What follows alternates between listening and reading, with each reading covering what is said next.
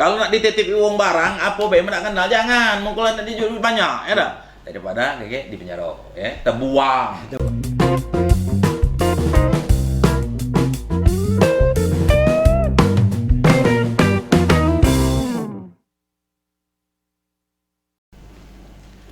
Halo, Mancing Bisa sana dulur. Jumpa lagi bersama Sasan Daeng, Terasana bersama Daeng. Kali ini kita mendatangi Dir Narkoba Polda Sumatera Selatan. Kita akan membahas bagaimana perkembangan kasus narkoba di Sumatera Selatan. Kita sapa langsung dengan Dir Narkoba Polda Sumatera Selatan, Kombes Pol Heri Istu Haryono. Assalamualaikum warahmatullahi wabarakatuh. Waalaikumsalam warahmatullahi wabarakatuh. Selamat datang. Selamat datang. Terima kasih.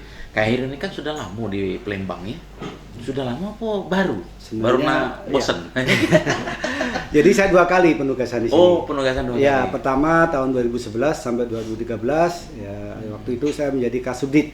Oh, Kasubdit di Polresta? Di sini. Oh, di Polda juga? Di Polda juga, Kasubdit 3 terkait narkoba. Kemudian baru tahun 2019 kemarin, bulan Desember, saya menjadi Direktur Reserse Narkoba Polda Sumsel. Oh, oke.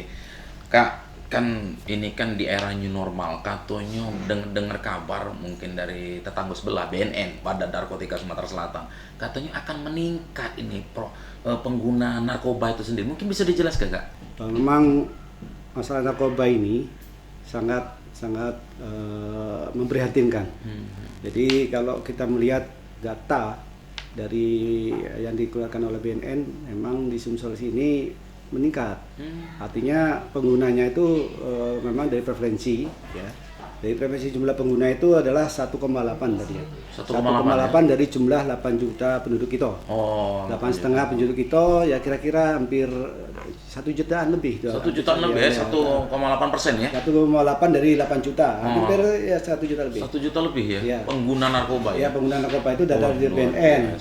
Jadi wilayahnya secara geografis sangat menarik. Orang untuk beredar narkoba. Pertama di kita ini secara geografis punya 3 transportasi utama. Darat, laut, udara. Ya, darat kita ada jalur lintas Sumatera, itu banyak ganja masuk. Kemudian yang kedua jalur laut, itu bisa juga masuk melalui Bom Baru maupun Sungsang. Ya, tahun lalu 2019 ada hampir 80 kilo masuk 80 kilo ya? Dari Batam masuk ke perairan kita. Melalui laut juga? Ya, melalui laut. Yang ketiga adalah dari udara. Dari udara. Kita ada jalur, ada pesawat jalur direct langsung dari Malaysia, ada juga melalui daerah-daerah yang berdekatan yang dari transit. Jadi daerah yang berisiko seperti dari Medan, dari Aceh ataupun dari Batam masuk ke kita. Di tahun lalu kita pernah ungkap itu. Oh. Ya.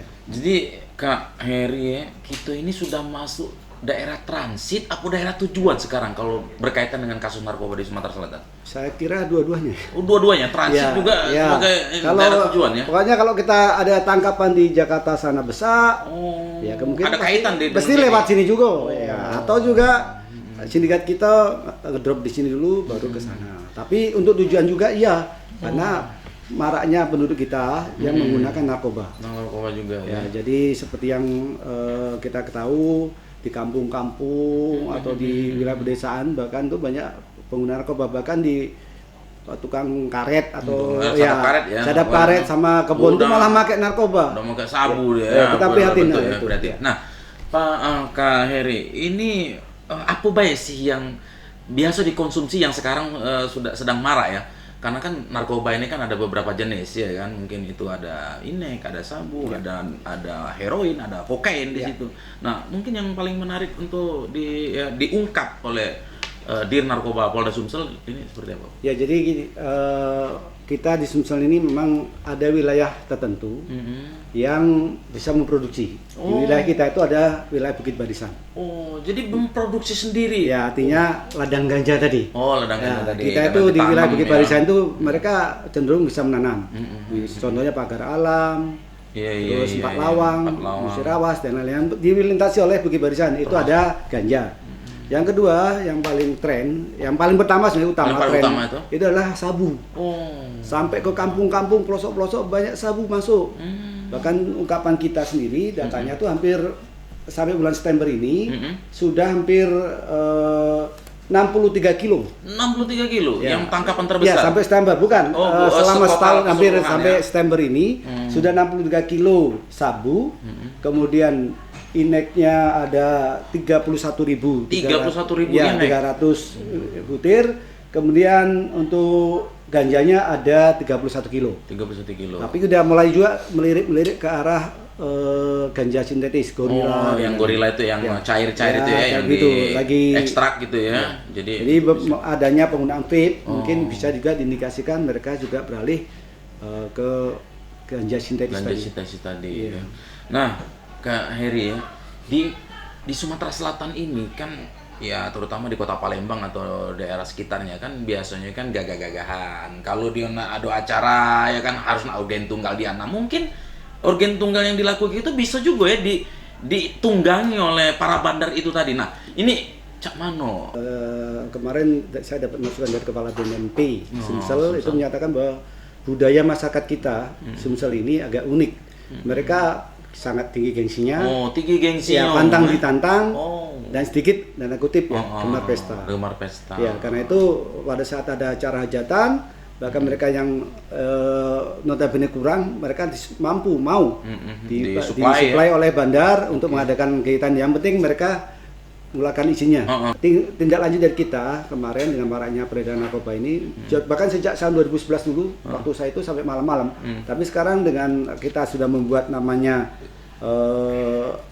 ST ya, peredaran ST Surat Telegram nomor 131 bulan 1 tahun 2019, kita tidak memberikan izin ruang dan ini ya, hanya pada waktu siang hari waktu siang hari saja. Malam nggak boleh sama sekali ya. Jadi izin keramaian untuk menggunakan organ tunggal harus betul-betul efektif. Ya, kita pastikan tidak terjadi penyalahgunaan narkoba. Kemudian kita juga melakukan lidik dan kita melakukan tindakan tegas apabila ada pelaku itu. Ya, jadi kita akan berkoordinasi dengan para stakeholder yang lain, termasuk tokoh masyarakat, ya, tokoh masyarakat untuk memasarkan itu, termasuk Pemda. Pemda juga ya, untuk bisa, izin itu tadi. Ya, izin tadi untuk memberikan tidak memberikan ruang pada mereka untuk melakukan penyalahgunaan narkoba. Nah, Kak Heri ya, mungkin kan polisi kan tinggal diam. Ada maklumat katanya dari Kapolda ya kan. Barang siapa yang tahu ataupun dia mengetahui tapi dia pura-pura tidak tahu tentang peredaran narkoba. Contoh nih, kita organ tunggal ya kan, ditunggangi. Nah, ketika ini kena salah satu itu, bisa nggak terkena si tuan rumah itu karena sudah memfasilitasi daripada peredaran narkoba? Mungkin bisa dijelaskan. Betul sekali. Jadi Pak Kapolda ini beliau sangat concern terhadap masalah narkoba. Beliau sangat prihatin dengan banyak peredaran narkoba di Sumsel ini. Unik Sumsel ini menurut beliau, bahkan sampai semuanya lah. Kita tahu di pesta-pesta itu hajatan yang ada organ tunggal itu, bahkan anak kecil pun menonton, ada orang-orang lagi pakai joget-joget, gedek-gedek, ada juga pakai sabu, sehingga dalam usia muda itu mungkin di bawah 10 tahun udah melihat narkoba, jadi akhirnya jadi biasa, habit. Kalau udah jadi kebiasaan yang bisa melihat itu jadi budaya, dianggap lumrah biasa. Jadinya narkoba itu yang tabu, tapi Sumsel unik, bahkan sampai siang-siang aja ya. Mungkin kita nggak melihat di daerah lain, siang-siang mereka mau pakai tripping. Ya, gitu. Kalau di wilayah lain nggak ada yang berani. Tapi Sumsel ini unik, berani siang-siang. Makanya itulah kita menghimbau di dalam maklumat ini, salah satunya adalah ya masyarakat dihimbau untuk tidak melibatkan diri baik secara langsung maupun tidak langsung dalam peredaran penyalahgunaan narkoba. Ini adalah sesuai dengan pasal 111 sampai 130 dan bahkan 132 Undang-Undang Narkotika. Bahkan untuk masyarakat yang mengetahui tidak melapor pun ya dapat dikenakan undang-undang pasal ya. Ya, dalam pasal 131 setiap orang yang sengaja tidak melapor adanya tindak pidana penyalahgunaan narkoba dapat dipidana maksimal 1 tahun. Nah itu dan denda maksimal 50 juta. Itu kan 1 tahun kalau kita misalkan tadi tuan rumah tidak nggak tahu padahal dari peredaran itu kena dilaporkan. Iya. Nah, bisa dilaporkan ya. Itu perlu kita sosialisasikan bahwa ada pasal 131. Ada pasal 1. Ada lagi dalam maklumat itu. Jadi kalau ada harta yang tercampur atau harta hasil produksi narkoba, misalkan ada bandar ya punya uang narkoba dibelikan rumah atau kebun, tapi gitu sebagian dari uangnya dia itu akan dicampur. Nah, tercampur itu pun pakai modal uang dia dewek, misalkan 50 juta uang dewek, 50 uang narkoba tercampur. Semua disita ya. Iya. Nah, kena undang-undang TPPU juga. Undang-undang TPPU ya. Jadi dimiskinkan kita. Dimiskinkan. Jadi kalau undang-undang narkotika ada pasal 137 sama. 137. Ya. Nah, Bang Cek Bicek sanok dulu ya. Ingat-ingat ya tadi yang omongan dari di narkoba. Awas ya, kalau nak organ tunggal be. Ya, jangan nak jambu, jangan nak nginek ya. Kalau tidak kena 1 tahun penjara. Ya, atau denda 50 juta ya. Ya. Nah, kalau dia jadi pelaku lagi, kalau dia jadi pelaku lagi tambah dalam 5 lagi. tahun. 5 tahun penjara. Ya, Jadi 20 jangan tahun macam-macam penjara. ya. Kalau nak sedekah we ya. Nggak boleh nih anak. Ini dengar dewe ada maklumat Kapolda sekarang ya. Kira-kira mah itu ya kan. Ya. Nah, jadi uang ini kan kadang-kadang make narkoba ini ya. Kadang-kadang dia nggak ngerti, pura-pura nggak tahu aku nak mano. Kadang-kadang kan dibohongi. Ini untuk obat kuat lah, ini kuat begawi lah, ini kuat buntu lah, ujung-ujung kayak buntu nih kan dia kan. Oke. Nah, kira-kira mana arahan daripada kakak untuk mancik bicek sama dulu kita yang ada di Sumatera Selatan. Jadi rekan-rekan sekalian, para mancik bicek, narkoba itu memang godaannya sangat menggiurkan ya. Harganya mahal kalau kita bilang emas putih. Tapi itu harus kuat-kuat iman. Ya. Karena itu kalau yang ngomong ada itu obat kuat, bohong. Itu adalah iklan dari bandar. Makanya jangan percaya, karena akibatnya sudah jelas. Memiliki 1 butir saja bisa kena minimal 4 tahun. 4 tahun. Ya, 5 tahun penjara. Kalau sudah 4 tahun, misalkan anak sekolah. Anak sekolah ini baru pakai ganja. Ganja ada 1 liter lebih ya. Dia nggak tahu apa, kena hukum 4 tahun. SMA putus sudah. Masa depannya akan hilang 1 generasi. Jadi jangan sampai tertipu oleh iklan-iklan itu, apalagi disuruh coba dek antar ke ini yang nggak diketahui, nggak dikenal, coba antar ke nih barang ini misalkan. Nggak tahunya narkoba kena juga undang-undangnya, ya, karena dia barang siapa menghantarkan menjadi perantara, kena hukuman ya. Itu kena 111 ayat 111 kalau ganja, kalau sabu 112 atau 114.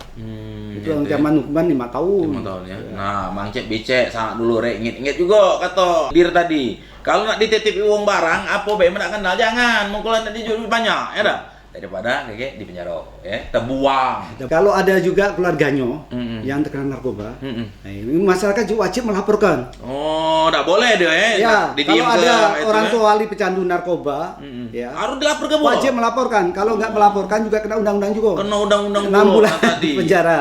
Nah, Itu kalau orang tua, ya, orang tua keluarga lah pokoknya ya, keluarga ya. Ya wajib melaporkan kepada lembaga regulasi yang diselenggarakan oleh instansi pemerintah. Puskesmas, Bayangkara boleh. Ya, sesuai dengan pasal 56 atau pasal 128. Kalau pasal 128 sendiri, kalau tidak melapor malah kena 6 bulan. 6 bulan ya. Ya, nggak melapor. Nah, kalau melapor, harapan kita ke depan ya. Sebelum kakak tutup, aku kepengennya apa nih kak? Ngapu tidak boleh kita tuh pakai sabu. Katanya tuh enak katanya. Ngapu ini kita tidak boleh pakai apa istilahnya tuh inek. Katanya enak. Padahal enaknya itu di mana, ya kan? Sarunya itu di mana? Nah, mungkin bisa dijelaskan biar Mancek Bicek juga tahu, ya. Tapi nikmat sesaat, sengsara selamanya terbuang. Nah, baik, saya Sandaeng dan rekan-rekan semuanya. Jadi narkoba itu memang unik ya. Memang awalnya narkoba itu memang untuk kesehatan. Contohnya waktu sahabat perang, orang perang tuh putus tangannya, biar nggak sakit, ya menghilangkan sakit pakai narkoba itu. Ada morfin namanya. Benar. Terus biar orangnya terjago waktu zaman perang dulu, biar melek terus pakai sabu. Terus orangnya biar nggak stres adalah namanya inek tadi, biar dia tidak ini tapi, ya, menenang diri ya. Ya itu setelah tahun-tahun berikutnya sudah tidak dipakai lagi, karena itu sudah membuat orang jadi ketergantungan. Jadi kalau sudah kena narkoba, otak kita udah otak narkoba. Jadi yang kalau udah kena narkoba ini ada namanya otak depan otak depan ini PFC, pre kontak kortal. Di otak depan ini akan mulai ini rusak. Padahal otak depan ini, untuk menyaring otak depan itu adalah untuk judgement atau penilaian. Untuk bisa menilai norma, baik tidaknya, norma agama dan semuanya itu akan hilang. Kalau udah hilang kita nggak punya otak. Kalau udah nggak punya otak, semua jadi. Terjadilah kriminal. Bahkan sampai mungkin ada yang pernah di daerah Moraine teman-teman itu seorang ibu sama anaknya. Iya, benar. Sudah tidak ada lagi etika lagi. Iya, udah norma agama dilanggar, udah bisa merkosa orang, bisa juga membunuh gara-gara utang narkoba. Bahkan ya itu banyak sekali kejadian yang kemarin di sini gara-gara utang narkoba seorang membunuh. Ya dibunuh dengan tembak, hanya utang narkoba. Ada juga ponakan sanggup diperkosa, sanggup dibunuh hanya karena uang narkoba. Kan aku pernah dengar di pengadilan ya, di Lahad. Dia itu tidak tahu kalau itu narkoba. Pak, aku ini tidak tahu makan narkoba. Aku ini cuma makan ganja, katanya, bukan narkoba. Nah, mungkin kakak ini bisa menjelaskan. Yang dinamakan narkoba adalah zat yang berasal tanaman. Oh, berasal dari tanaman atau zat bukan kimia? tanaman, ada zat kimia. Oke. Ya, apabila dipakai, dipergunakan, dikonsumsi akan menyebabkan kematian, hilangnya rasa sampai ketergantungan. Oh. Jadi kenapa Stimulus, kenapa dia disebut narkoba karena ketergantungan tadi. Jadi memang narkoba dibagi aja 3 jenis. Depresan itu menekan secara pusat, kemudian stimulan itu biar orangnya ngecing untuk mengstimulus, memberi rangsangan secara pusat. Yang ketiga halusinogen, itu buat orang halusinasi. Itu daya itu yang itu. Daya hayal ya. Ya, dan narkotika sendiri menurut pasal 127 Undang-Undang 35 tahun 2009 ada dibagi 3. Satu, golongan 1 tidak digunakan untuk kesehatan. Contohnya sabu, ganja, ekstasi. Itu tidak digunakan untuk kesehatan. Morfin, kokain tidak pernah digunakan untuk kesehatan. Termasuk yang sekarang ini ramai ganja, itu sudah dilarang, tidak digunakan untuk pengobatan. Tidak boleh lagi digunakan untuk pengobatan. Hanya digunakan untuk penelitian boleh. Oh, okay. Kalau penelitian boleh itu ganja. Kedua, narkotika golongan 2. Itu contohnya morfin sulfat. Morfin sulfat. Itu bisa digunakan untuk pada saat perang, kesehatan. Karena itu tidak terlalu menimbulkan ketergantungan. Kalau yang pertama itu sangat menimbulkan ketergantungan. Contohnya ibu-ibu operasi sesar. Nah, itu pakai morfin sulfat. Karena menghilangkan rasa tadi ya. Kemudian yang terakhir golongan 3. Golongan 3 contoh obat batuk ya, sakit parah batuknya kasih sembuh, bapak ibu dikasih namanya kodein. Itu mengandung narkotika golongan 3. Jadi kalau selama untuk pengobatan boleh. Tapi kalau yang tadi ganja, sabu, ekstasi itu bukan untuk pengobatan, jadi tidak bisa digunakan. Sudah tidak bisa digunakan ya, lagi. kecuali sudah ada untuk penelitian. Oke. Nah, ini terakhirlah pertanyaan kita ngobrol-ngobrol kita nih, Kak Heri ya. Himbauanlah kepada masyarakat kita Kota Palembang, khususnya Sumatera Selatan, agar ya mereka sadar sebenarnya narkoba itu udah kati artinya. Bahkan kalau dikatakan haram, lebih haram dari kayak kita makan babi ya. Kalau nah, mungkin bisa disampaikan Mancik Bice dulu gitu yang ada di Sumatera Selatan. Baik, Mancik Bice, jadi saya sampaikan oleh Stefan Daen bahwa narkoba itu haram yang pertama. Itu yang paling penting. Yang kedua, menggunakan narkoba dalam bentuk apapun itu sudah melanggar undang-undang. Ada pasalnya. Ya, pasal pengguna itu ada 4 tahun, sebabnya sampai dihukum 5 tahun dan seterusnya. Bahkan sampai hukuman mati kalau banyak barangnya. Jadi kalau ada yang dibujuk-bujuk apa-apa, ingat ya, itu adalah melanggar undang-undang dan ada hukumnya. Terbuang gitu. Terbuang. Ya. Jadi dalam hal apapun tadi terbuang. Karena itu saya mengimbau jaga diri kita. Ya, jangan sampai terlibat apapun dalam narkoba. Kemudian jaga anak kita, keluarga kita, dulur kita, termasuk lingkungan kita dari bahaya narkoba dan sindikatnya. Contohnya sindikatnya anak-anak nggak tahu ya. Kalau itu tiba-tiba disuruh. Karena itu himbauan saya, laporlah. Kalau ada narkoba di lingkungan kita, lapor. Lapor ke polisi terdekat atau ke nomor saya boleh. Ya, catat 0812 11 33 039. Ya, itu nomor, silakan lapor ke situ ya. Langsung saya itu ya, handphone saya pribadi, silakan lapor, nanti saya tanggapi. Jadi itu. Jadi kalau kita tidak lapor, nanti narkoba yang menghampiri kita, ke dulu kita. Contohnya pembantu kita atau siapapun dulu salah kita nggak tahu disuruh-suruh tadi.